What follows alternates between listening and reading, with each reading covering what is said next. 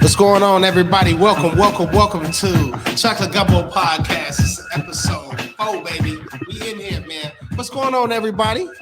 What's up? Hello, world. How are you? We in here, y'all, getting this thing started, man. We about good energy, man, good conversation, and we definitely gonna blaze up a little bit and talk some real good shit, if you know what I'm talking about. Chocolate Gumbo. What it is. So we gonna get this party started, man. The first question that we always like to ask is, how was your weekend? You know, how was your weekend? I'm gonna start off with my weekend. This weekend I went to Florida, got a little sunshine, I escaped Chicago just a little bit. It was pretty fun. It was a hurricane down there, wasn't it? Yeah, but that happened before I came. The sun came out when I showed up. That's all I know. You know what I'm saying? God must be with me. Sun gonna shine on God's son. You know, they say the chocolate people, I ain't gonna get into it. Y'all figure the rest out. Anyway, Kendra, how was your weekend? My weekend was pretty awesome. My BFF got married. BFF Mary. She said I do. We took a trip to San Juan, and it was amazing. So your best friend get married, so that means you get married next, right? Hey, let me tell y'all something. I caught the bouquet, and I ain't even got a man. Okay. So something just announced, is happening. I don't know. But I caught the bouquet, so we'll see. Jesus Christ, she probably is the first one in line to catch that bouquet. Yeah, she knocked 4 of her best friends out the way. See, and somebody grandmama down. Grandmama, you ain't gonna get married. Move your ass out the way. Grandma, yeah, you already had your chance, Grandma. I posted that in my family check, and they joked about it and said, Jennifer threw the bouquet to you, or you knocked somebody down to get it. We know what's up. She did a handoff. She did a football play. Y'all talked about it. It you naturally go over to the came right corner. to I'm gonna sling that joint right to you. She did a back shoulder fade. But it was amazing. It really was. It was a beautiful day, and the rainbow came out when they said they I do's. San Juan in Puerto Rico. Puerto Rico. She was in the Rica, y'all. And she said it so casually, like, I just went to, San Juan. It was no big deal. It was, but it was. Single, you ain't go down there with nobody. You went down there solo dolo. You ain't go down there booed up. I ain't got no boo to be booed up with. No, I did not. Episode 3, that wasn't what you were saying. Well, I had a few potentials weeks or months before, but those situations didn't work out, so I went solo. And that's fine. She and just I'm waiting still on me. Solo. I don't even have any potentials right now. So. But it's all good. It's all good. She just waiting on me. That's all. That's fine. Keith, man, how was your weekend, man? My weekend was good. I spent some time with my kids. I did some shows. I had a good weekend. I really did. I'm coming out of the weather changes, so I got my sinuses all messed up type of thing. As soon as you get a little sniffle, you bleach the house down. So I bleached the house down. I'm talking about garage door button, rails, wash and dry, the door knobs, the light switches, the countertops, wax the floors. I did everything because I'm not finna be out here sick. So I'm good though. I'm here. Chocolate Gumbo, baby. I'm here. Oh man, we had a weekend full of stuff, man, as we normally do. We got to talk about some current events. And one thing I want to talk about, man, did you hear the news about Dwayne Wade's ex-wife trying to sue him about their daughter, right? So daughter, yeah. Okay. I'm not sure. Okay. Keith. Son. That's big key for you. That's transitioned into whatever was the preference of Zaya. I think it's Zion. It was Zion before, and it's Zaya now. Yeah. Okay. So we're respecting all genders, all genderless people. Yeah. Mm-hmm. Yeah. So it's kind of crazy because I felt like the ex-wife. I read something that she was, if I'm not mistaken, that trying to sue him for, I guess, trying to capitalize off of the daughter's transition. So she's trying to sue him because she's alleging and accusing Dwayne Wade of profiting off of supporting his son's transition into a female. Who can profit off of that? Dwayne Wade is just high profile. Is this the same the ex-baby mama that was going on him a couple years ago trying to get some money out of him? And that's why she lost the kids, right? To him, right? Because it was the whole thing about that. I'm not trying to listen. I don't know this lady's character at all. but allegedly. Everything is allegedly. We don't know this lady's character, and we're not here to even try to paint that picture. But it is kind of crazy to think that the guy that's a multimillionaire and his wife that's successful, that's multimillionaire, what kind of money that Dwayne Wade's daughter will get from transitioning, any endorsements, how's that benefiting Dwayne Wade? He's already set, his kids are set right now, but I would think anything that comes from his daughter will be for her. You feel what I'm saying? I don't think he's trying to get anything from that. Zaya is beautiful. Honestly, a beautiful young lady at this time in her life. I saw a picture and I'm like, shit. If you wouldn't have known that it was a transition in the last few years, you'd think it was just Zaya, like, man. So I believe that people have inside of them what they want to come out. This is the sensitivity era. This is the I want to be what I want to be era. So you can step outside of what you wouldn't biologically predestined to be and be whatever you want to be. So the transgender community are people too. You feel me? And you just feel a different way. You see yourself as a different way. Image is big now, and body imaging is something that people kill themselves over. So if you want to live and be happy in this form, then do that.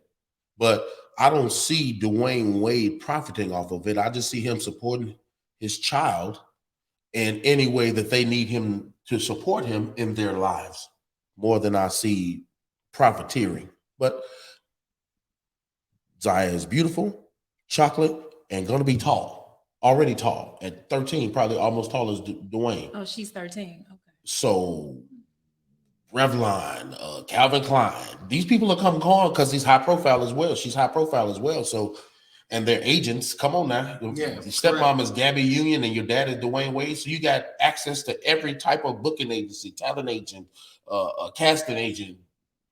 I mean, unless you want to be a construction worker. So it sounds like,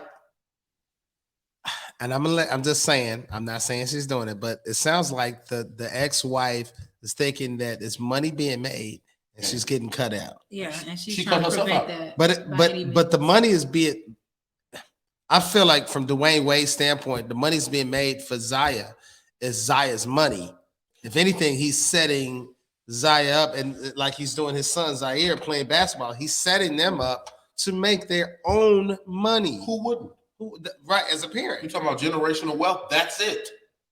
But like you said, she's suing him and she's scorned. A woman scorned. That's what it is. Do you think that's what I think it's a woman scorned because she's probably in a position where she sees his life now. She's not in the place where Gabrielle Union is, and she's a scorned woman. Like, that could have been me or whatever. Like, from what I read about it, I know that she's trying to get the courts to not let any of these transitions happen with their daughter until she's 18. So I don't know if she's trying to do it that way to stop whatever she thinks Dwayne Wade and Gabrielle Union is trying to do, but she's definitely trying. She's a woman scorned. So do you think it's just scorn, or you think that's something like parenting, feeling like she's lost part of her influence in being the mother of parenting? I'm gonna say it's both. Because I mean, I can see, on the flip side of that, I can see her probably feeling like, hey, be 18 to make that kind of decision. Yeah. I can understand that. But at the end of the day, as we can see, kids are going to do what they're going to do. You really can't. You can try to make the decision for them, but your kids are going to be and do who they want to be, whatever they want to do. You have no control over that whatsoever. And you know what, right? Because the parenting has evolved. And I do this in my set a lot about how the pandemic parents and pandemic grandparents are much different than the parents I had. 75, 85, 95, the year 75, between 75, the generationals crossover from 1975, 1985 to 1995. Parents didn't care about your feelings. Parents didn't cater to kids. You did what I said, or you got your face slapped off, and then you got to go in your room, and I'm probably going to whoop your ass because you're still tripping off something I told you to do. Simple as food back in the day, food. Like nowadays, your kids, you can cook and have some food ready. I don't want that. Can I have chicken nuggets? And I'll not eat until you go get them some chicken nuggets. When back in the day, what your grandmama and mama cooked, that's what you ate. Boy, you better see. My grandmama would laugh me out her kitchen. She in there cooking neck bones and black eyed peas and cornbread all day and rice. And she was dinner ready. I want some chicken nuggets. Boy, you better sit your ugly ass down and eat the string beans and meatloaf.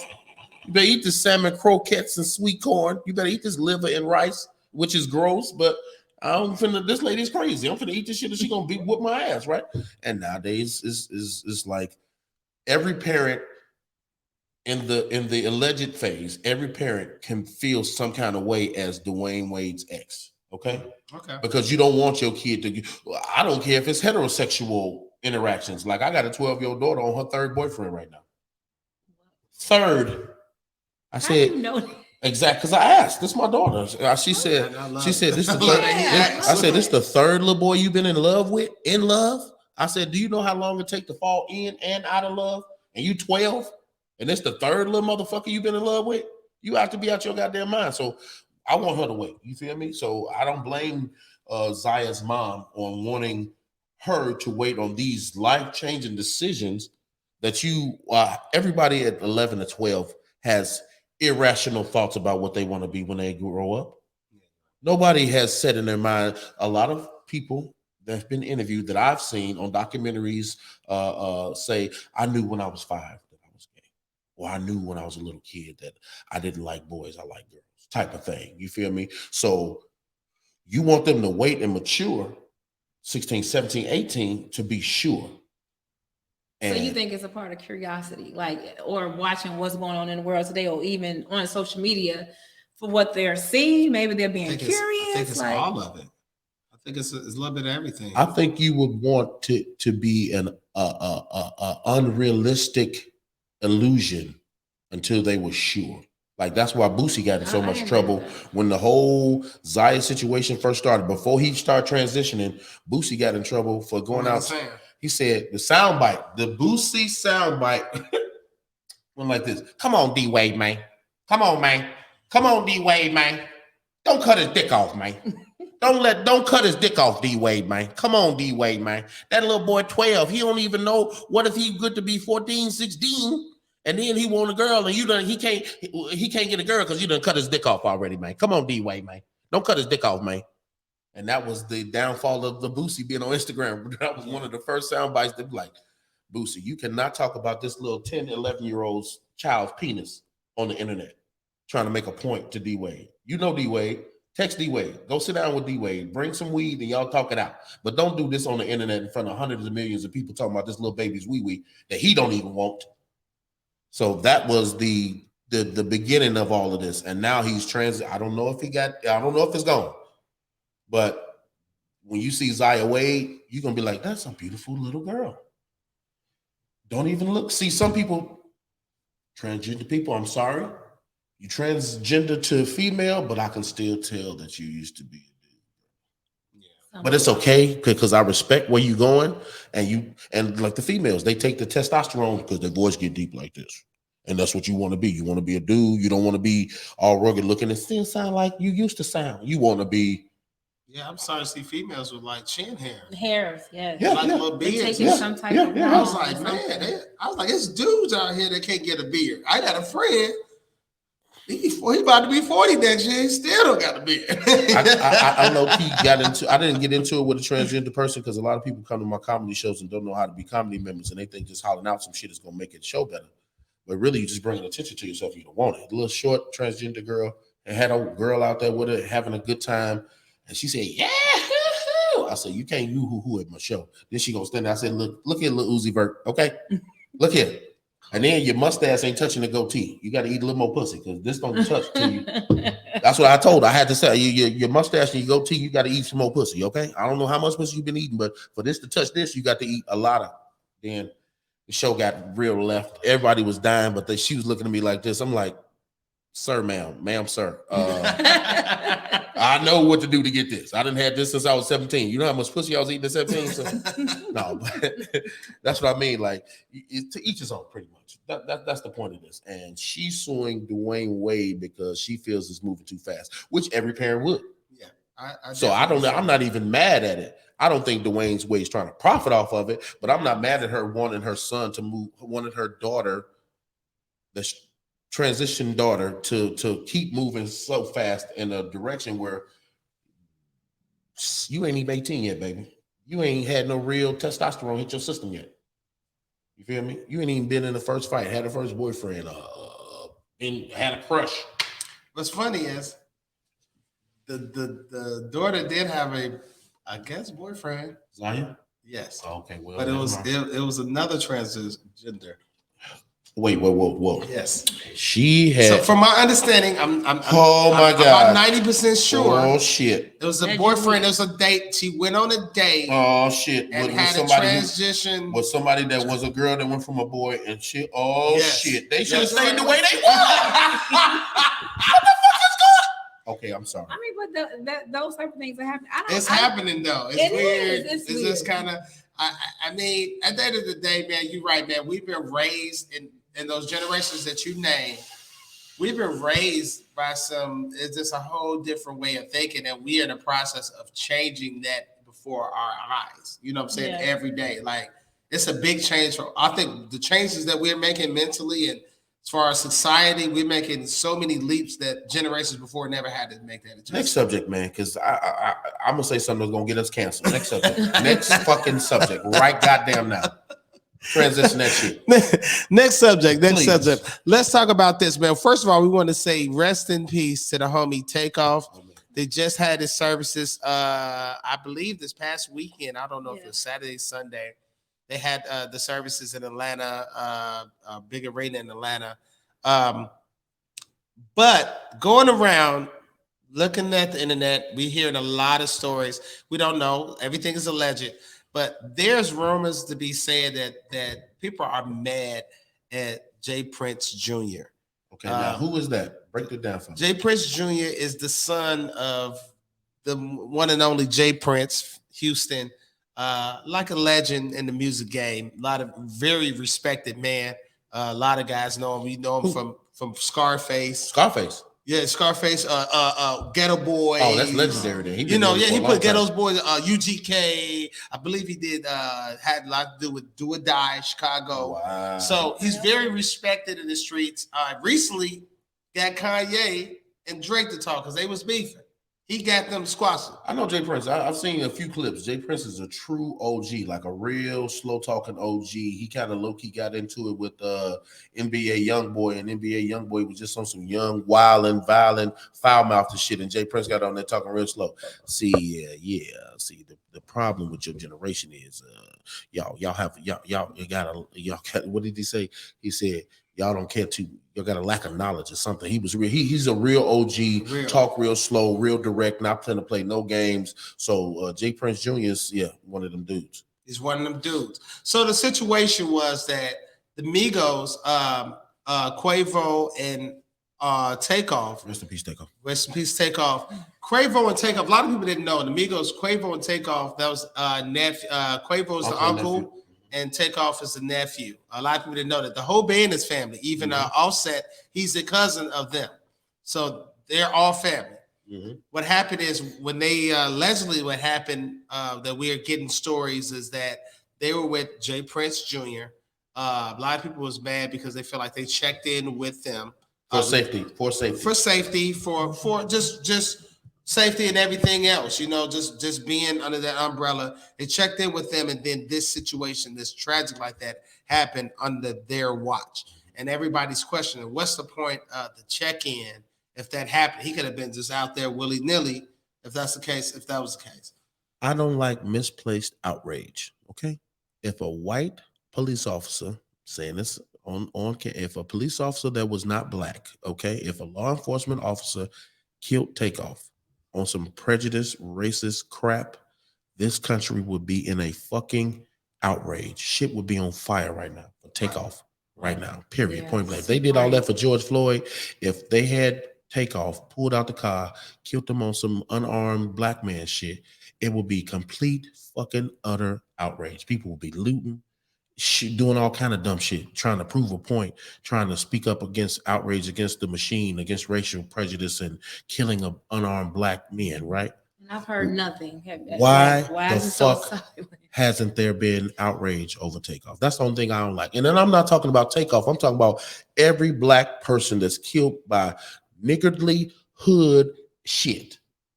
Either you robbing, stealing, gang banging, shooting dice, just so happen to be caught up in the crossfire. So many kids have been killed in Chicago just getting caught up in the crossfire. This little boy last week was in his bathroom washing his hands to eat or lay down or something. He was in the bathroom either about to lay down or go eat. Okay? Windows, shots rang out, bullets fly through the wall, killed this baby in his own house. Where is the outrage? Where is the march? What are we going to do about the state of black awareness for these black people that are dying from senseless hood shit? Why are millionaires shooting dice on a floor in a bowling alley at 1 o'clock in the fucking morning? They was inside or outside? It's right outside the bowling alley. A bowling alley inside the mall. It's in the mall, so it's a very well lit up place. It looked like it would be. It kind of remind you of you ever been like them college towns and stuff, and you got all the little restaurants and stuff like that. It might be bi-levels. That's how it looks. River Oaks, pretty much River Oaks, Ford City. It's just a mall where they got a bowling alley and everybody. It's a kickback, pretty much. And we with the ballingest niggas in town, the most official niggas in town, and it's a bunch of different crews. Allegedly, one crew got into it with the other one, and Houston people show up at the same spot. Words got exchanged. Allegedly, people snuck up behind certain people, started shooting. Certain people got hit. And now there's no outrage. I'm not saying turn nobody in. Where is the outrage? Because black people and this culture is being designed to take us down and we can't even see it. PNB Rock, Takeoff, Nipsey Hussle, Life of the Party. What's that nigga name? Pop Smoke. Pop Smoke, man. King Von, XX Tactician. All these people got killed over nigga violence or setup or robbery. Period, point blank. And then the ones that don't get killed die because they popping pills. Juice World. Drugs make you irrational. The man on the plane with 40 pounds of dope, they sent him to the wrong airport because the feds don't come to one airport. They sent him to another airport. He see the feds outside the plane, allegedly swallowed the pills so they wouldn't go to jail for pills too. And this man gone.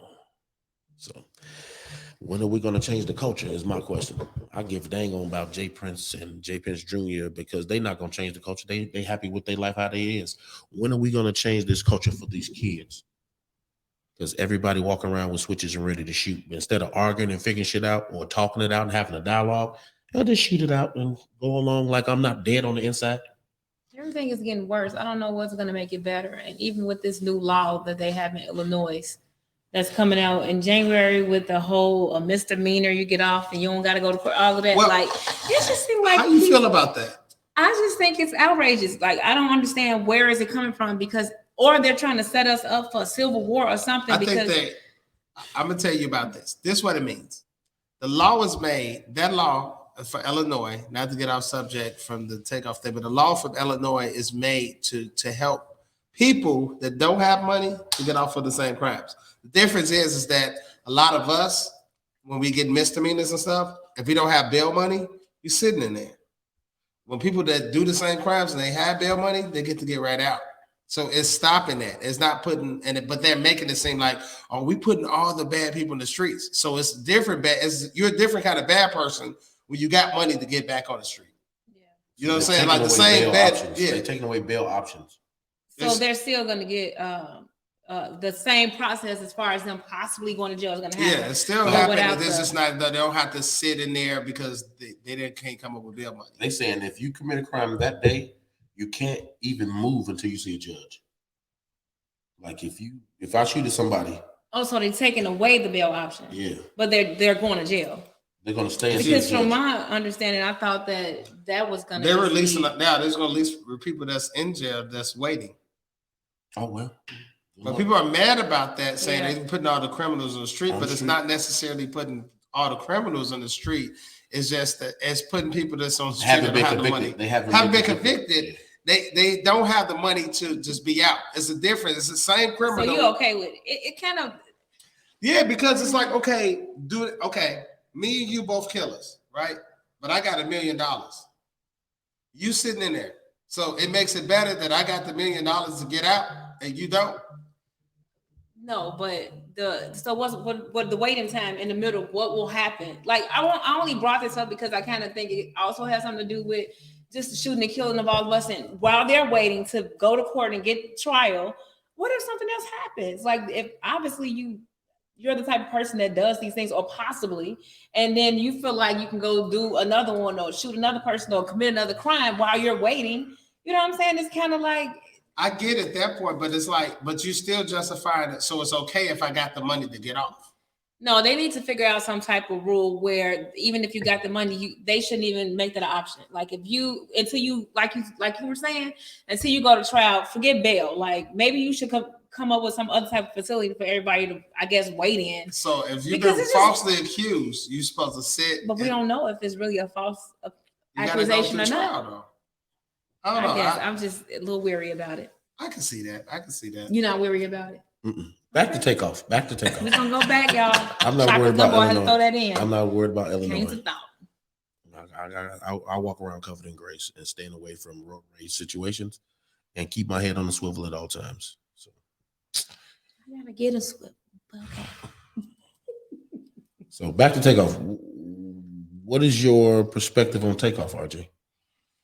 My perspective on the whole situation. The whole situation. Rest in peace, takeoff. It's kind of unfortunate. I don't have a dog in the fight. I'm sad that a young man that young with so much potential and got so much going on, his life being taken. And like you said, just a list of young men. You know, back in the day, it was Tupac and Biggie. That was like the biggest thing ever. And that was devastating for years. When we experienced that, and that was really East Coast, West Coast, but now it's like they're being targeted. Like, man, they can't even. I remember when I could imagine if Ron DMC would have came in the hood or LL Cool J. Like, I mean, you might have had people that might have want to rob them, but Mama was trying to kill them. You feel what I'm saying? They like run that chain, but that was probably it. They wasn't trying to take their life because they still respected what they brought to the community. People still had love. Even when basketball players, Chicago's own, Antoine Walker, everybody, it's documented how many times he got robbed. Here, in this home, and he refused to do anything else. He refused to walk around a certain way because this is his house. But it's been documented how many times he got robbed. And all they really wanted was money, but they weren't trying to take his life. You know, and that's what it's getting down to. It's like it's too much of that going on. And this, you know, he was just 28.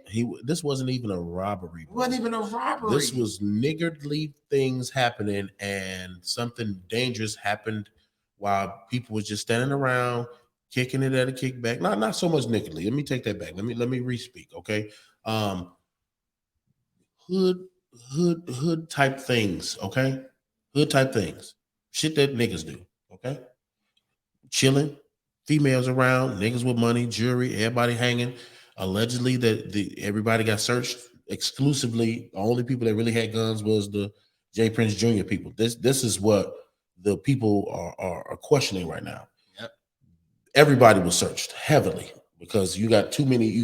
These are the protection. J. Prince Jr. people, according to reports, was the protection for everybody. You know what I'm saying, in that circle, particularly that night, and for Takeoff to allegedly get killed by a friendly fire, it's like, wow, bro, what a flop. Like, y'all had one job type shit. You feel me? So my take on it is the culture got this man killed. The culture of gun violence, the culture of black men can't be in one area without it being a confrontation that y'all just can't walk away from. So that's my take on it. He died for no reason. Takeoff got killed for no reason, and there's no outrage for his senseless killing. This wasn't a robbery. This wasn't a setup. It should be just as big as George Floyd. Where's the marches at? Takeoff wasn't drinking, wasn't smoking. Allegedly, everybody was just standing off to the side. Like, He's Like, he's the how most does that happen? quiet cat in the group. He's not Wasn't arguing, wasn't starting, no, wasn't about starting his shit. money, you know, about his business. Very talented. Wasn't into his own shit like you said. Just you know, kicking it with the homies. just out doing the same that we all done. Yeah. That we It's all the done. company All we of us, keep. we We all have to be done. We mindful done of all that. stood outside. We done all been. We all did parking lot pimping and talking shit to 2-3 more. We all done that. I don't And see you how don't- I don't see how teenagers and people in their low 20s actually go out and have a good time now. That part. I don't see how. I don't see how what a time the ambulance. I don't see how these young people really go to a kickback and relax the party because somebody's going to start fucking shooting.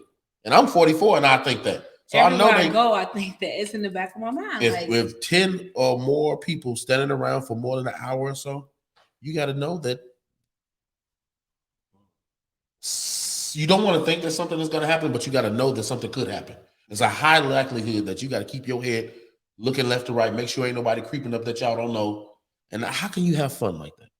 Can't. It's funny how everybody's targets Chicago, right? Our city, be the worst city. You know, the violence and all that. How Chicago's so bad, but none of these stars, none of this stuff. You don't hear about it happening in Chicago. You hear about us getting happening because you already know. But King Von got killed. The King Von got killed in Atlanta. In Atlanta. Wow. So he wasn't even home. People don't come up here for that. People don't. Nobody people doing no Chicago stars for that. The Chicago ain't messing with no stars. 50 Cent be rolling on the west side though, but that's 50. He not rolling with 75 people either. Man, ain't nobody robbed 50 Cent.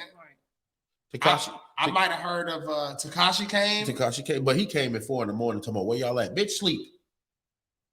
He talking about I'm on old block. Where y'all at, bitch? It's 4:45. We've been kicking it all night. We probably somewhere else fucking around right now. There ain't nobody checking on your goofy ass. Get your goofy ass out of here. That's why people getting canceled, man. The Baby got canceled. Tekashi 6ix9ine got canceled. It's so many people. Kanye got canceled. It's so many people. They trying to cancel Dave Chappelle right now. To move on to the next topic. All right, rest in peace, takeoff. They trying to. The Anti-Defamation League is currently trying to get Dave Chappelle for the monologue he did on Saturday Night Live. They was trying to block it, but they said there was some writers that was protesting, but they said the writers are not. When he tried to talk to the writers, they said it wasn't. So I don't know. We don't know what's going on. But one thing they're saying writers are trying to protest and they're not. All of a sudden, they're not protesting. All Dave Chappelle said was how ironic it is for Adidas to stop messing with Kanye over anti-Semitic remarks, and Adidas was founded by Germans from the World War II era. Yep. Okay. And then he said, German company. Then he said that Kanye got in so much trouble that Kyrie Irving got in trouble. Boy, if that ain't comedy genius right there, to speak to the fact, have your perspective, but not step on any toes to where you're not telling the truth, but also still hilarious. Dave Chappelle is a genius. Shout out Dave Chappelle. That's dope. I seen a little bit of it. Did you see any of that, Kendra? I did not. If that was this weekend, correct? I was in San Juan. Naked, as usual. I was being the major of honor to my best friend, so I did not hear about that. You didn't coordinate the wedding? You ain't. I was partially a part of coordinated.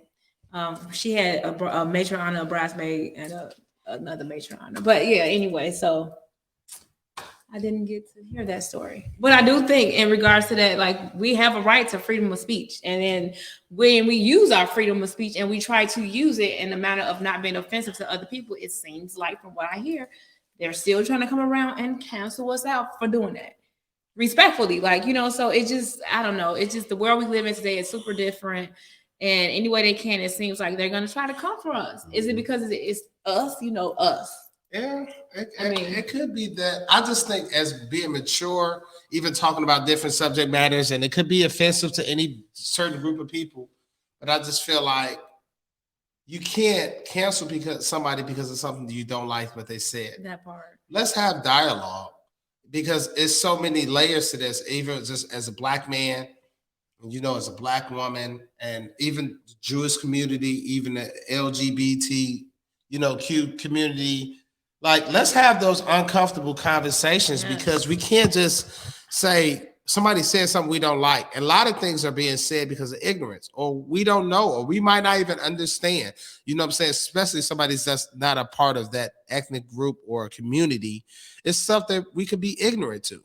And that's honest. That's the honest truth. Yeah. You know what I'm saying? Especially I'm not, to the Jewish community, there's things that we know and there's things that we could be ignorant to and we don't really know.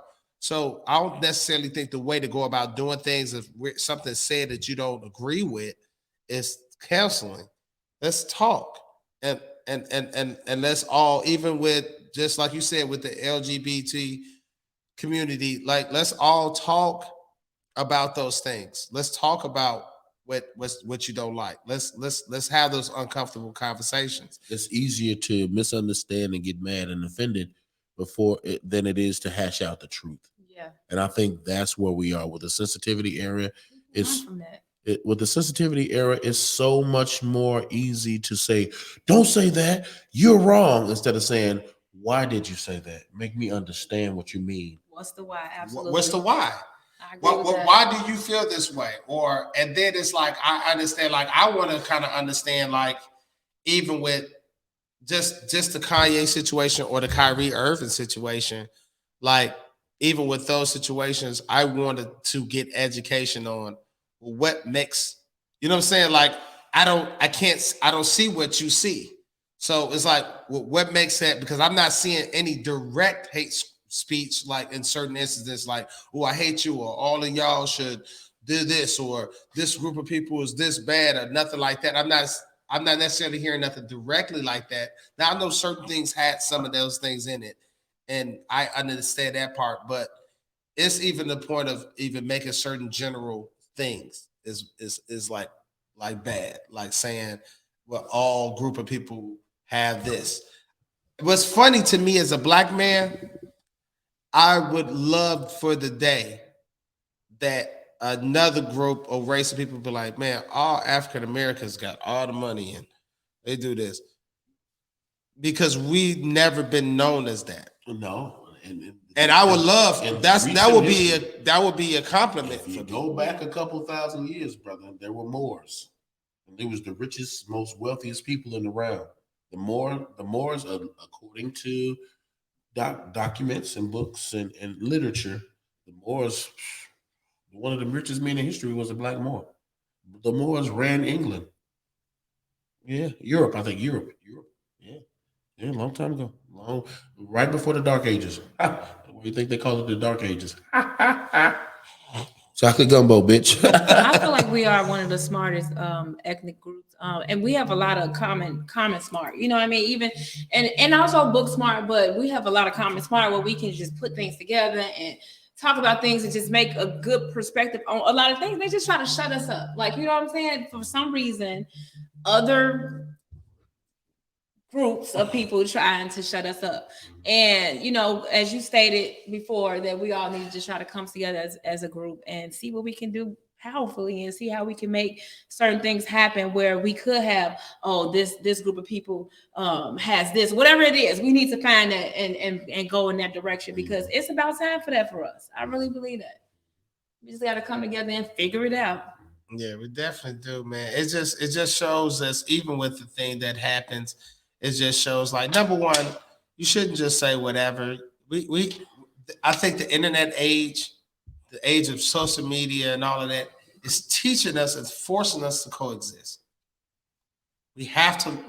There's no other way. We have to learn how to coexist. And I think because of how the world was, and everybody had their own beliefs or their own things and stuff like that, we try to be so separated, go our own corners. And because the internet is bringing the world together, and we're being aware of how people view certain things, or how people feel. And everybody don't like everything. You know what I'm saying? It's like, when it comes to, it's okay for us to be diverse and everything else. Mm-hmm. But it's like, when somebody diverse thinking is different from yours, we all tend to be mad at that. Right. You know what I'm saying? And I'm not just saying, like, it's just, like, even black people, we don't like the idea of somebody being racist, or don't like black people. We don't like the idea of that, or that happening, or you having racist thoughts. We don't like the idea of that. That bothers us. You know what I'm saying? And it's like, at the end of the day, we're shown as a society that we're trying to put that down any type of way. So we can't be mad at the flip side of when we offend people, they feel the same way. Right. Yeah, that's true. You know what I'm saying? And I want to speak to the black people on that. It's like, yeah, the Jewish people were offended and they reacted because they were offended and they handled it the way they wanted to handle it. They didn't try to lynch nobody. They didn't try to shoot nobody. But physically. But financially, they cut all that money off. You're right. You're right. They did try to do that. I mean, I do agree with that. I mean, they did cut it, but I can't say that I can't be mad at them being mad. But at the flip side, y'all can't be mad at us being mad.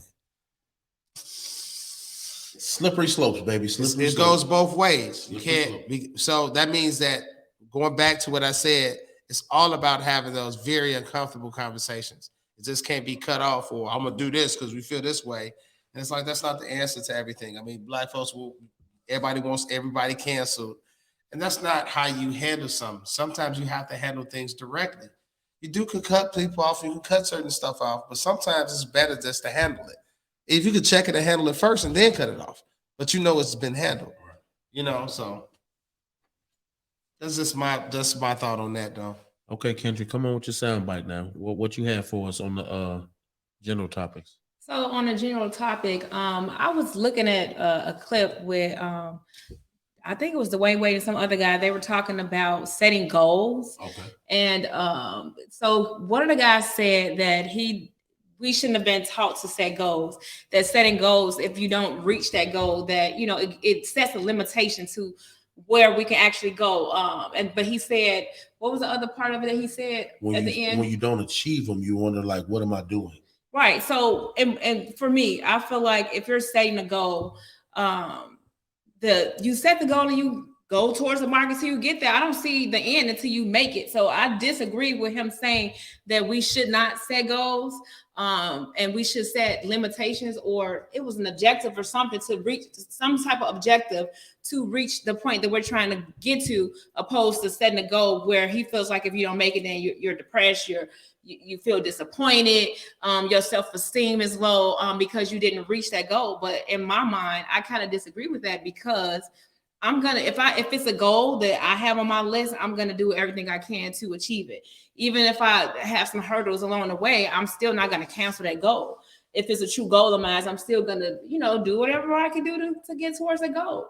So I'm not gonna say don't create a goal and make sure you get to it. I'm not gonna say set an objective to getting to that goal. Maybe we should set objectives instead of setting an actual goal. I feel like it's the same thing. People just look at it differently. I think it depends on the type of person you are. Some people are planners. Some people need to plan for structure, and they need to plan to stay regimented, to do this by this time so I can do this by that time so I can get this done by this time. And some people are better not being regimented because you'll do shit in the wrong order, or you won't do something all the way and then you have to start back over. So I think that on the path to a goal, you have to set objectives. You have to set small milestones so you can see the progression of steps that it takes to get to a goal. Okay. A goal is graduating high school. An objective is getting up and going to class every day, or making sure you're doing your homework, you know what I'm saying, and passing your quizzes. So when you're doing it's all depending on the type of person you are. Some people are good at plans. Some people are good at freestyling and willy-nilly in it. So I it's kind of true, kind of not true to me. Boy, what you think? I think he was, what it sounded like, I think he was trying to give a different perspective, but I'm not saying it came off wrong, because to somebody, they got what he said. You know what I'm saying? But to me, I think he was just saying like disappointment, but I think you can't look at disappointment as a bad thing. Yeah. Like you go through disappointment and sometimes it causes growth. Like sometimes it's necessary. You know what I'm saying? So it's like you can't escape that process. And you say, okay, don't hold no goals. It's like, no, make goals and don't do it. So you can be disappointed. Feel it. Yeah. You know what I'm saying? Like, feel the disappointment. You need to feel it so you can know, like, I don't like that shit. And then you could go, and then when you do your goal and feel how great that feels, now it gives you a deeper understanding when you have the difference between both feelings. You experience both things. You know what I'm saying? So your understanding of doing it or reaching your goal is just a little different. Me personally, I know with me, sometimes I'm an overthinker. So when it comes to goals, I look at like this big goal, right? And I get analysis or paralysis by analysis. Is that, am I saying that right? When it's like you overthink something and it causes you to freeze. Yeah. You know, so it's like I know that about me. So, but I understand that to get anything big, it's all about the consistent small things. So if I worry about being consistent, objectives. Yeah, objectives. So it's the consistent, like, okay, well, I want to lose 50 pounds. Damn, 50 pounds. That's a lot of pounds, right? Yeah, but if I make that, forget that. Let me get up every day. I'm going to do this. I don't worry about the 50 pounds because the 50 pounds will come. But if I can control every day, I get up and I walk on this treadmill or I run 25 jumping jacks. Yeah, you can control those little things because sometimes when you think about that big goal, it causes you to freeze. Yeah. You know what I'm saying? But it's not about the big goals. It's all the little steps to do that. You got to walk. You walking a mile. It takes so many steps to walk a mile. So if you just worry about one step at a time. Those are the objectives, and then that's why people who run marathons time their mile time. So it may take you, when you first start, it may take you 8, 12, 13 minutes to run a mile because you're running, walking, stopping, stretching, breathing, drinking, and then you do that shit for 6 months, and then your ass down to 5 minutes a mile. I think the real runners do what? A mile or what? 2 minutes, 3 minutes? That's fast. I don't know, but you know what I mean. It'll start you 20 minutes, and then you like jumping jacks. You start one day, 5 push-ups, 10 jumping jacks, and 5 minutes on the treadmill. You do that for a month, and then you notice like, damn, I can do 25 push-ups, 50 jumping jacks, and I can do an hour on the treadmill. Then you do that shit for a year. Then that's when you start seeing, like you said, it's just little steps to get to the big journey. Like literally, the goal is to get to the top of the staircase. And the objectives is to get up every fucking step till you get So up you there. Keep setting goals, like seriously. Depending on who you are, yeah. Even if you have to you try to go right and that don't work, then you got the goal to me is this the thing. You lifing without a goal is you just get in the car and you driving. You don't know where you're going. You don't know where you're going. You just driving. It's like wherever I go, I'll just be there. Now that is true. So if you drive, eventually you keep driving, you're gonna go somewhere. Or you're gonna run out of road. One of those, right? So it's like, but if you know that you have a destination to get to, you still can take the proper steps. You don't got to worry about it. This is my destination. Yeah. I want to be here. Yeah. But I got to know the little things to do just to get in line with that. Yeah. So I got to know my destination so I can make my adjustments on my little daily activities to get to that. Yeah. So we're going to keep setting goals, y'all, because that's our motivation to get us to where we want to go in life. As long as you know where you want to go, what goal you're trying to reach, then it's always a plan. Life's going to teach us our lessons as we go in those directions anyway. Okay. Just have a plan, or even if you don't have a plan, whatever you feel like, oh, this is what I want to do, just work towards it. Even if you try to work towards that and you change your mind and you create something else, just make sure that it's a goal set, some type of motivation for you to get to where you're trying to go. And take that from somebody who do have real estate agent, mother, sister. Like this girl got so much. I'm a bartender now. New bartender. and I'm sorry, y'all, but I'm the light skinned nigga out the group. So chocolate gumbo, I'm gonna be acting real light skinned come wintertime because I'm looking on this camera. I'm like, damn, I look kind of light too. Like, I just think it's the lighting for us. Nah. It's just dark over there. It's just dark. The lighting is off. It's lighter over here. You know how long I've been waiting to be a light skinned motherfucker? You know? All my friends are real dark because I want to be the light skinned motherfucker. We're gonna get more and more lights because they keep talking about I'm gonna have 40 lights on this side. It's gonna be 2 lights over there. Hey, we look at caramel in here. I don't know about you dark skinned motherfuckers, but just joking. So yeah, I had one. I had the stories on Instagram, the inspirational stories on Instagram. So the algorithm is so sophisticated to where when you start sharing something or liking something, it'll send all of those posts. So I've been liking very inspirational. My quotes on my IG stories, who is Big Keith on Instagram. A lot of times motivational sound bites, and this one today really hit home. It said to the effect that men with single mothers who watch their mothers struggle eventually grow up to compensate that, watching their mother struggle and loving their mother so much, but watching them scrimp and struggle and cry and borrow, beg, and steal for them to make it. Now you go out here and you compensate that by helping women who are broken. And every woman you come across, you don't look for all her great qualities. You look past some of the qualities that you would normally leave a motherfucker, or the qualities that you would normally not, the qualities that you would see that you'd be like, nah, I don't want that. Yeah. You be like, I can deal with that. She all right. I not make her better, but I can be there for her. Where I know what nobody there for my mama, I can be there for her. And you don't go after broken women, but you accept them into your lives and you put their needs before yours, whether you suffering or not. That's why I'm divorced now. Not that my ex-wife was broken or damaged, but it was like the fact that I can look past this and love you. Yeah.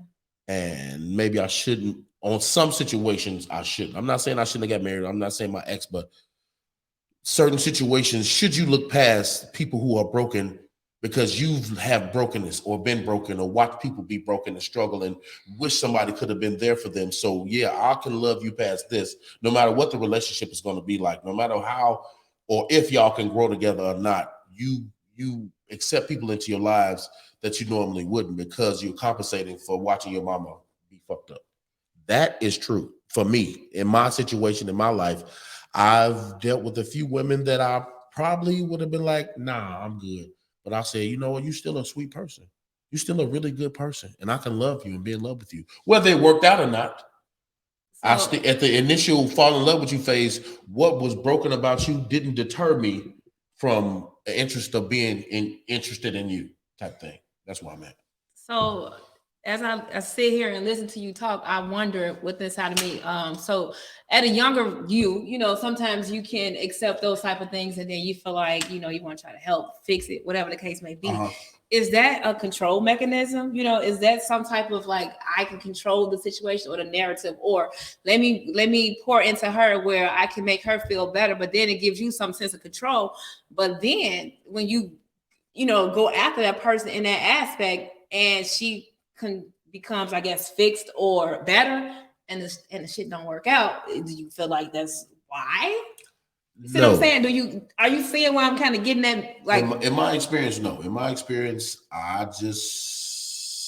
things don't work out the way you think they would, or the way that you think they should or think they would. But in my experiences, it's just been like, the reason why we broke up wasn't because of the brokenness. It was because of other shit. Like, you know what I mean? Or immaturity on both sides, or we just didn't, you know, rub each other the wrong way and left each other alone. But the fact that you was fucked up in some way, like a big chick or a chick with kids or a chick with a bad attitude or somebody that you clearly can tell has been hurt before by how she lashes out against you, but you let her apologize. Y'all get into these big dumbass fights because she got demons and don't want to talk about them. And she keep doing stupid shit, but then still want to apologize and be sweet, but still fucking up type shit. You feel me? Or you flex on me and I respond wrong, then you mad at me for flexing on me type shit. So it's like, people are broken. You feel me? And everybody has some type of brokenness about them. Yeah, and that's why I don't discriminate if I think you perfect or not. Like a chick you run across and think is perfect gonna be more fucked up than a chick that was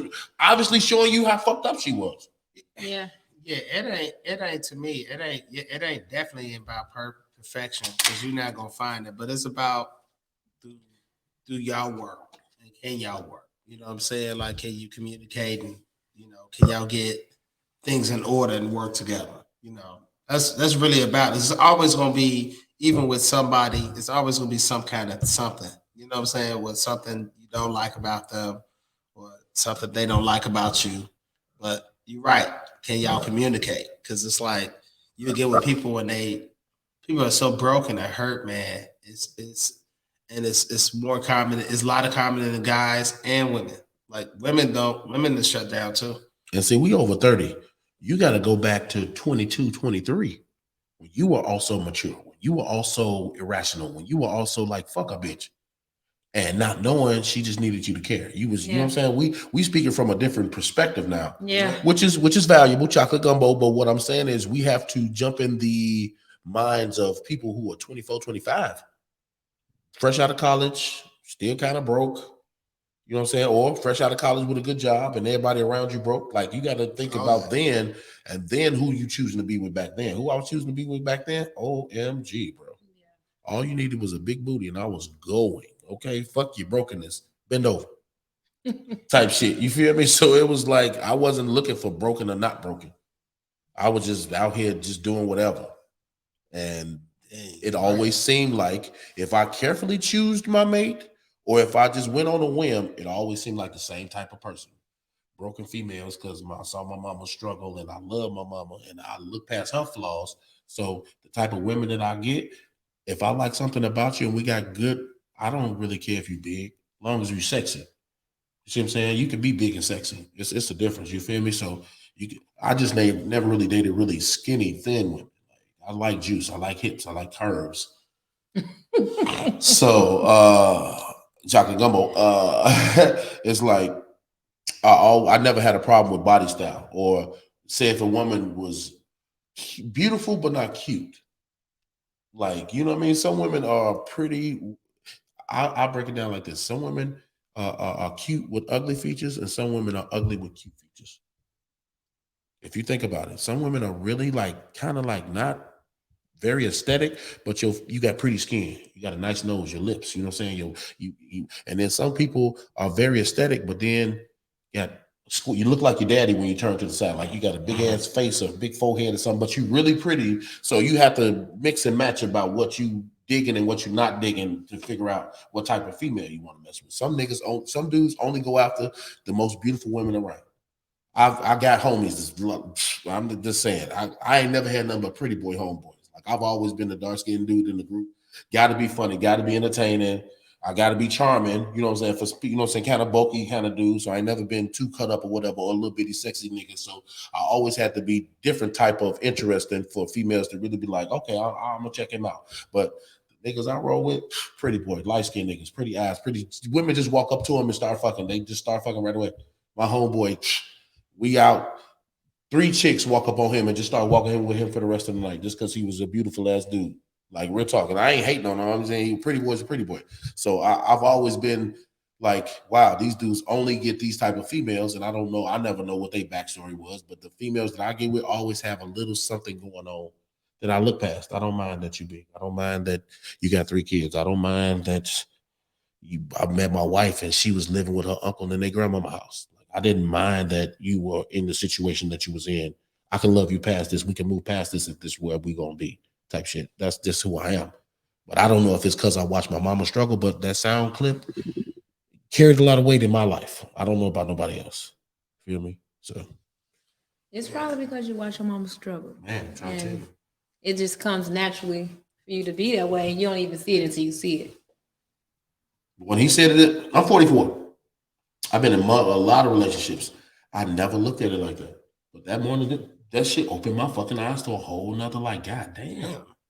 Yeah. Because I watched my mama struggle. I say she's a doctor now. She's a physician now. She got a big house. You know what I'm saying? But back in the 80s, yeah, welfare. The book of stamps. Remember the book of stamps? Book of stamps, yeah. Shit, so. I don't know if that has anything to do with it, my self-esteem or but I don't just go after somebody just because they thick or just because they pretty. It has to be something else to attach me to that person type of thing. But I can also look past, if you fucked up, I can look past that.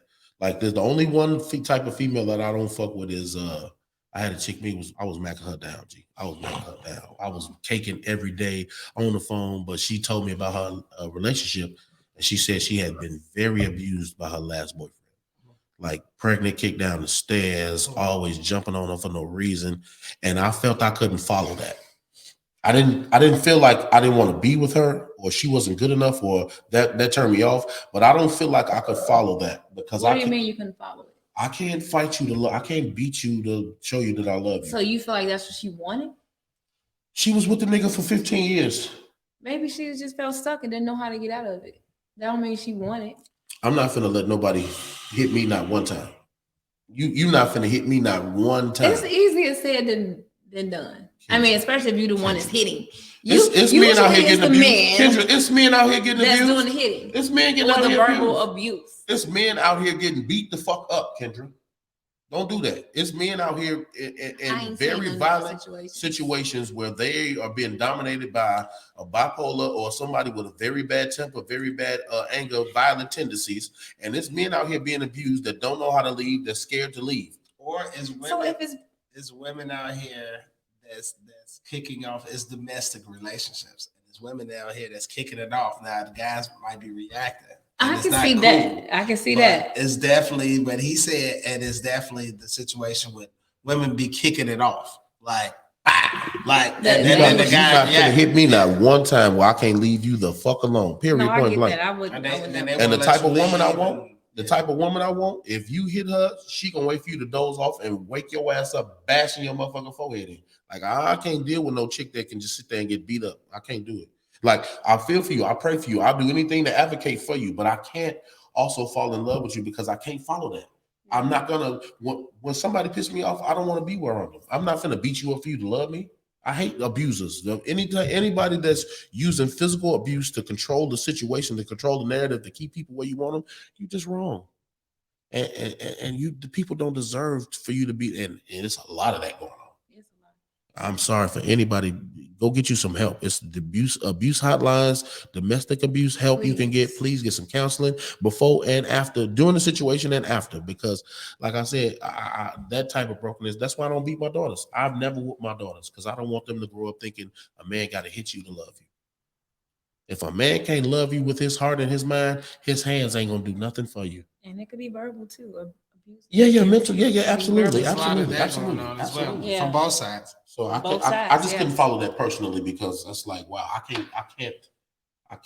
I don't have that much. But some people do. Like what happened is when people are not. I realize when you've been abused, like in a lot of situations, a lot of forms of abuse, people become the abuser, meaning that the thing they hate, they end up doing. And sometimes women be in those situations.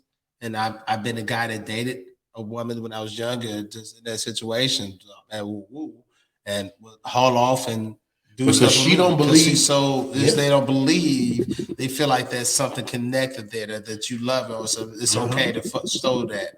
And it's like they push you to that limit. They don't believe that you love them unless you willing to whoop them, go upside their ass. Yeah. Mm-hmm. So please just it's out there. It's very real. It's very real. Please change subject. RJ, go to what you was talking about, please. We done got up chocolate gumbo and get off into a whole nother flavor up in this motherfucker. I think we was talking about goals. I think that was the last thing. We was talking about audiences. You're right. You're absolutely right. Talking about different audiences, just me being a performer. How long you been performing? What do you do? Man, I sing. I'm a singer. I'm a songwriter, singer. I do a lot of shows, and I put on shows as well. And it's funny when you do so many shows, it seems like in certain venues, the energy, the people are receptive and stuff like that. And I know in Chicago, it just seems like that. I'm just come out. When it comes to Black people, sometimes we can be the hardest people to perform in front of. We really can. And I really put it together. I really don't think we know how to be entertained. Like, that's deep. Yeah, I think we're so used to being the entertainer that we don't know how to be entertained. Black people are entertaining, bro. When you get together and you and your friends actually finally come to hang out, or it's been people you ain't seen since college and y'all the life of the party, Black people are entertaining. I've been to several comedy shows, brunches, performances, clubs where you get 2-3 women and guys together and they sit there and have their own time going back over memories, reminiscing, new jokes. So it's been comedy shows where it's just a big table of people having a good time, and you don't want to ruin their good time by trying to domineer their attention to you and listen to your foolishness when they're already having a good time. Now, are they interrupting the rest of the show, or are you able to move past it and work around it? Like a lot of comedians won't yell over crowds. They want them to shut the fuck up and listen so I can do my jokes and get up out of here. And a lot of crowds, like you talking about, at a fancy real upscale joint where everybody got on pea coats and you know what I'm saying, and ladies is real done up and it's drinks are flowing, $500 bottles, $1,000 bottles, people get a little bit up in their register about what we out here doing. Knowing you live in the hood, but your ass get to a downtown swing spot where everything look like, damn, this is nice. Then we get up there to perform. It's like, anyway, so like I was saying, so they tune us out real easily. I've been in places to perform where it was just too many couches or people just too comfortable and it's so luxurious that they don't want to loosen up type of thing. Yeah, real uptight. I don't get it. It's just So what happened? What happened is what happened is it's like you get certain spots, man. There's certain spots, and then it's like when it's other. I ain't gonna lie, man. When I perform in front of other nationalities, they have the time of their life. Even when I perform in a mixed crowd and it's mixed, very mixed, it's like crazy. You know what I'm saying? But when it's all black people, it's like it's not always bad. It's certain venues or certain situations. It's not always bad. So I would say 60% of the time is like great. 60% of the time is really good. 60% of the time is crunked. Okay. Period. Then I would say another 25% of the time after that, it's like mid, right? But then it's that last, what would that be? 15, right? Right. 25. No, 60, 40, 25, yeah. Yeah. So last 15% would be like extra whack. And it's kind of like we don't know how to be entertained. If you're coming to a comedy club, right? If I know that I'm coming to this comedy club, I'm coming to hear fucking comedy. That's what I'm coming to hear. So I'm not going to be there. Yeah. So, hey, so yesterday, yeah, I need to keep, but yesterday, you know, we going to, you know, he's cracking jokes. I want to laugh. Yeah. It's like, even when we come to certain concerts, it's like we used to being like, listen to DJs. And I know with the live music perspective, we used to be in hearing DJs. So people kind of talk and dancing with the DJ. But when it's a show, you know, it's a show. And there's like, there's no interaction. It's kind of dead and dry. But then after the show, you're back cracking. Hey, no, after the show, they stop you. Oh, okay. Man, you did your thing. Phenomenal. But you didn't think so on stage. Man, you looking like this. Imagine if you had 200 people looking at you like this. You giving it your all. You know damn well you did the same thing 400 times. So you want the people to get up and interact with you and do them like they would do with a live, a DJ. Yeah, and no. It don't necessarily have to be that, but sometimes it's no engagement. It's no energy. It don't necessarily mean you got to be falling out. Like even with Keith, you probably got to be you ain't got to be laughing like Eddie Murphy on Nutty Professor. You know what I'm saying? You got to do all of that, but at least engage with him. It's like when he talking to you, engage with him. Give him a little bit of engagement. You ain't probably got to laugh at every fucking joke he says, but he still wants some kind of engagement, you know what I'm saying, or whatever with you, and you acting like, nigga, you straight whack. And then when he get off the stage, it's like, hey, dog, man. And you look, and he see you in the crowd looking at him like this, and he probably like, man, I appreciate you didn't even have to stop me, but it's like, I would appreciate it better if you gave me that energy. Yeah. Not just them words. You know the term car booty, right? Yeah. What does car booty mean? Car booty mean that you so geeked up off of somebody with a car, you'll fuck with them just because of their car, right? Right. Black people, a lot of that 15% of people that act like you ain't shit when you up on that stage performing are name booties. They're name booties. Now, if it was somebody they wanted to see, Migos, Drake, people pay $1,000 to pick a picture with Chris Brown, bro. Okay? So they love Chris Brown. They're Chris Brown fans. Up and coming artists have to fight that 15%, bro, to get your name out here, to cut teeth. If you got a crowd of 200 people with your analogy and you had 5 people who didn't know you before, but they was like, man, you did a fucking amazing job. I'm following you. I got stuff that I probably gonna book you for. You did that there for that 5 out of 200. Even though the 200 was the 15% we talking about, them 5 people really gonna fuck with you. So that's why we do it. We just like you said, you need when we was talking about goals, you need the disappointment. Right. You need that 15% because that 15% for me makes you go harder. You used the analogy of a comedy club. It's like this. When people come to a comedy club, Black people come to a comedy club, they're there to laugh. It's a comedy club to hear jokes. But when you do comedy at a lounge, a bar, a brunch, people ain't there to listen to your foolishness. At Tavern on the Grange, shout out Tavern on the Grange, Beach Space and Brunch, where I met this man where we work every Saturday, Countryside, Illinois, 12 and 3, tavernonthegrange.com. That is the hardest venue to do comedy at. I've had several guest comedians come there, and some of them didn't do good because they're expecting people to hear jokes. They're expecting people to want to hear comedy when you have to garner their attention because this is not a comedy show. You're just somewhere performing comedy at a venue in front of people. A comedy show is where people, you know what I'm saying, come to see a comedy show. But Tavern on the Beach Space and Brunch is just a live band performance, a brunch with a live band and a comedian. So they have the right to tune you out. People, maybe that's the difference. Depending on where you are and what, like, because I can see now if someone is booking a brunch at Tavern on the Grange and, hey, girls, come on, let's get together. It's my birthday. It's 20 of them. We thinking we finna be at dinner, chatting, we ain't really knowing what's going on. We think, okay, might be some music in the background, whatever. But then you have a performer up there that needs your attention. And they just like, I can kind of see. Well, it's like this. I'll say this.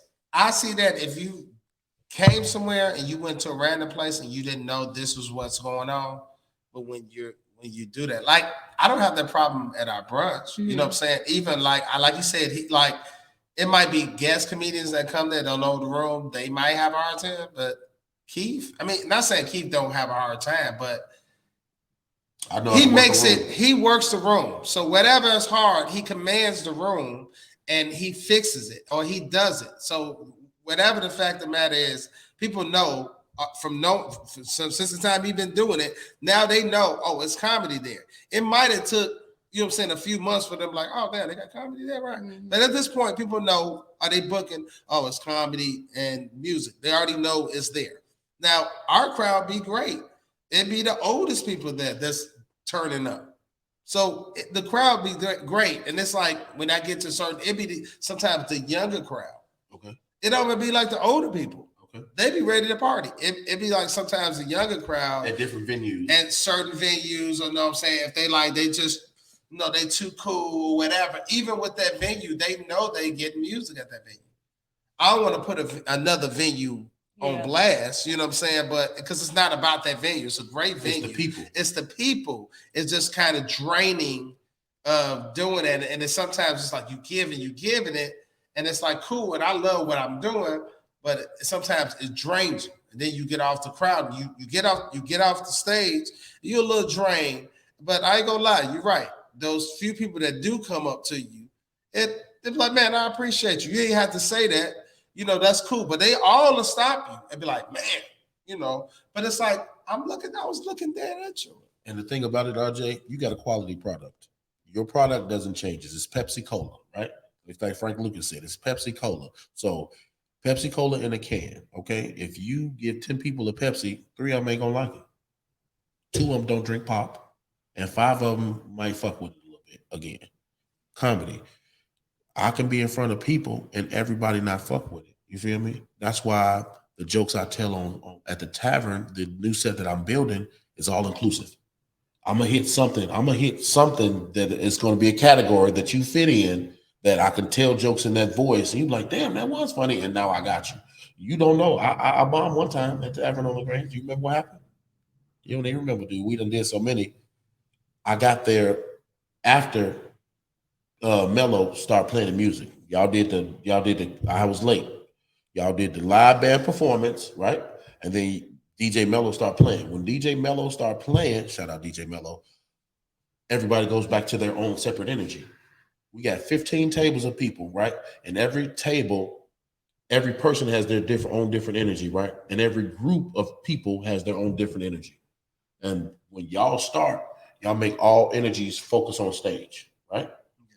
I got there and they had reverted back to their tables. So I think you brought me up or somebody brought me up, but they still was easily detachable from whatever the fuck I was talking about, Because I didn't get on stage right after y'all 5, 4, 3, 2, 1. Thank y'all. This is our set coming up, Big Keith. That's the only way it works. Because if you let them people attention go back to their tables, you're not gonna get them back until y'all playing again. So that's happy. If 15%ers. If I'm out at a certain type of classy club and it's some type of entertainment, I'm a partier. You know, I'm a type of person that can get in the groove of wherever I'm at. But I may say if I'm dressed up and I'm at this nice restaurant, I probably would just sit there and be entertained, and I'm not going to be, because I'm not dressed to be that. I'm not, I'm maybe on a date and I'm looking good with my date and we're being entertained. And I may say, okay, oh, that's nice or whatever. Up, but the environment has me kind of a little bit more mild and meek. Because and this, you could be mild and meek. It don't got to be turned up. Because Keith know this. You can feel energy. Everybody that he gets energy from ain't like, Keith, ain't doing all of that. Everybody, it might be like somebody might give him a chuckle. You know what I'm saying? Somebody might give him a smile, and he knows that they rock it with him. It ain't about that. And so it's flavor to it. We're not saying that. It's just that when it's dead, like you feel it. Like it's like I guess you just up there. I mean, I don't know what this model. And it's got to be worse for you because you got a live band. Y'all got your own vibe going. You singing the songs that people love, and motherfuckers sitting there like this. Yeah, I would think it'd be more easier. Man, we doing all kind of dude. It's just, and that happened like once. You know what I'm saying? Like recently, and we doing. Keith, we was doing. It was like an hour. Ooh, y'all did an hour of dead energy. It was just all bangers, man. It wasn't nothing. Christ. It wasn't nothing stopped. It wasn't like no vibe kicked up at all. It was just no continuity between nobody. It was probably a few scattered, but it was so much. Was it packed? Man, damn. It was packed. So it was in there like it was supposed to be that, and it was few. They were scattered in there, but the vibe was just kind of like you took it as an L. You took it as an L. And I took it like, no, I don't like this. Yeah, like you bombed. Because I gotta control the room. Like, look, I'm on stage. Like, fuck what's going on. I'm on stage. So this what we doing. Right. You know what I'm saying? I know y'all eating, I know y'all drinking, that's cool. But when y'all came here, y'all knew this was this. Y'all came here for this. This is what we about to do. No. So we gonna lock in. Nope. We gonna lock in. And a lot of times it's like that. But this particular time, it really wasn't. It was not going at all. It wasn't going, and it was like, all right. And then I felt like myself getting to the point. It was like, what the fuck y'all come here for? You know what I'm saying? Right. You know, I know you probably felt like saying that sometimes. Like, well, how me and Kendra originally met at a comedy show at a banquet hall that a guy had just started. Him and his wife opened up a little event space, and they wanted to do a comedy show. This particular comedy show, I didn't book it. I was just on it. And they had comedians from every, I'm not going to say genre, but every level of the game. They had new comedians. They had older comedians. And everybody has their own level of funny, okay? I'm not going to say who's funny, who's not funny. You just at your own level of funny, right? Kendra contested this. A comedian got up there, and he just didn't have it that night. He did not garner their attention. He did not garner their laughs. He was just up there doing his thing. And everybody looking around like, okay, so girl, you just came back from Puerto Rico? How was Puerto Rico? And then when I get up there, their expectation level is wavering. You feel me? Then I get up there and going. You feel me? So that's how Kendra was like. Kendra was like, "Yep, sure did." And I was like, "Lord, sister, you the only person in here saying something." And then after she did that, people started to loosen up, and I finished my set.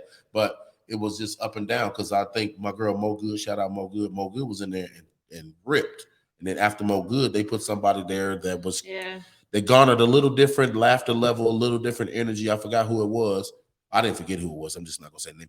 And then low key, he didn't bomb. But when you're a comedian and you're there to make people laugh, like you're a singer. You're there to make sure the vibe is right and make sure these people is vibing the way you know what I'm saying, you want them to vibe. When you don't get that, you're not doing your job to anybody with self-respect. So if I'm a comedian and I don't make people laugh in 5 to 10 to 20 minutes, I feel I didn't do my job. I feel like, goddamn, I've been doing these same jokes everywhere else and they've been working and they're not working in here. So I found a way to just work the room slightly to get them on my side. Then it's techniques. It's not about what you're saying, it's how you're saying it, what you're doing. Like when you sing it, it may not be, you know what I'm saying, the songs you singing. It may be just the vibe that you giving off. I was just about to ask that. So do you kind of like verbally kind of get them to interact as well, or you just keep singing? No, I actually talk to everybody. So like just with me, like I understand like sometimes in certain situations I just sing, and that's cool. But I talk to you. You know what I'm saying? Like I'm on stage, we about to do this. I just talk to everybody, man. You know, how y'all doing, what's going on, what, you know, just filling y'all out, you know what I'm saying? And hey, we about to do some R&B, all the R&B lovers. Oh, okay, yeah, they love, let's do it. So we doing the songs, and it's just like it's just real scattered. You know what I'm saying? It's kind of shaky, it was real scattered, and it's just like real shaky energy. So then you put more. Because now you feel like, okay, let me step up, let me do a little bit more. So you pouring more out yourself, and it's still kind of like. And you sure that only Black people have done this? You've seen no other, because this is some anti-Semitic shit you saying right here, bro. That just to let you know, because we the real Black Judah tribe. Okay, so what I'm trying to get you to say is the 15% of people that come out, because now, especially with comedy, and everybody's got the cell phones and Instagram and TikTok laughing on their phone all day, comedy is sophisticated now. People don't want to hear jokes because they've had bad experiences with comedy shows, or that the fact that I'm not a huge name right now. Like my name is going to be ringing really soon. Shout out Big Keith. But right now, I'm not DC Young Fly. I'm not Michael Blackston. To be honest, it's only us. Dave Chappelle, you feel me? I'm not no big name to where people will be like, damn, that's Deion Cole, that's D-Ray. You feel me? Type Lou Real, that's Lou Real. I'm just Big Keith, you feel me? And sometimes they ain't funny. I ain't saying, I'm just saying, you know what I mean? The bigger names you talking about. I mean, you do got the people that be want. They're not even funny. You're right. Sometimes everybody. I mean, I'm bigger names. I know, but it is a name. It is a name thing. But I feel like, honestly, like I'm gonna say this: when it comes down to music and live music, it's just us. You know what? And then I can't speak for comedy that she hates live music, but sometimes she'll come with me. So maybe it's it's too loud, or it's too. I just want to hit DJ. I want to dance. Some people may be in the crowd that just don't want the live music. It's just there because the other person invited them out. Okay, I'm here because I've learned to not even invite this particular friend out to this live type music of thing, right? Because she don't really like it. But sometimes she'll come out with me because she ain't seen me in the minute or whatever. But it's not her thing. So maybe half the crowd that day just wasn't their thing, and that other person that they care about pulled them out, and they just trying to be a part of it. Look at it like that and keep it entertaining. Give your energy 1,000% all the time, and everybody just don't like live music. I'm gonna just say that. And everybody don't like sitting down listening to jokes. They don't. They want to just drink and kick it and listen to music and go about their day. Like I don't like going to bars to do bars and stuff. I go sometimes. Like sometimes we're poor to do things. I don't club. One weird fact about me, I do not club. Y'all remember E2? Yep. The E2 tragedy? No. I had stopped going to clubs 4 months before that. In my real life, I was 24, 25, and I used to go to clubs with my homies, and we used to sit around, and I'll be thinking about my real life. Like, why the fuck am I in here trying to impress motherfuckers that don't want to fuck with me? Just to be in a bar or a club, or I stopped clubbing a long time ago. Like the only reason you see me out is because I be doing comedy shows and I have to be out. If I didn't have to be out, shit. So that was a lot, people. Chocolate gumbo, bitch. Chocolate gumbo, y'all. Man, this is a big episode. We're gonna be bringing this weekly, right? Yep. Let's do it. We got the franchise, we got the copyright shit started, so it's ours now. We're finna get t-shirts made, so it's time to start putting these episodes out. We'll have t-shirts, merch, coffee cups, all that good stuff, man. And we're having the IG. We're gonna do an IG page. Yep. All of that. Look out for that chocolate gumbo. We're gonna do IG, Twitter, and we'll be bringing some more heat. So stay tuned. We have a schedule coming up in the future, so we can tell you. We're gonna go live. We going live. We definitely let's go. We gonna do live. We gonna do a live on Facebook, live on. We can go on everything. We definitely gonna do live. We're gonna do a live stream. We're gonna stream our episodes so we can talk to y'all on everything, on every platform. And also when we release it, it would be on all the streaming services like Spotify, all of that. iTunes, all that shit. Anchor. So we're doing all of that. So just be looking out for Chocolate Gumbo, all the handles and all of that stuff coming soon. Anybody got any closing remarks? Who is Big Keef? BIGKEEF. Hey, I'm Kendra. I'm y'all hairstylist and your real estate agent. Look me up on Instagram, SFH Property Group or Hairstyles by Kendra. I'm RJ Mitchell.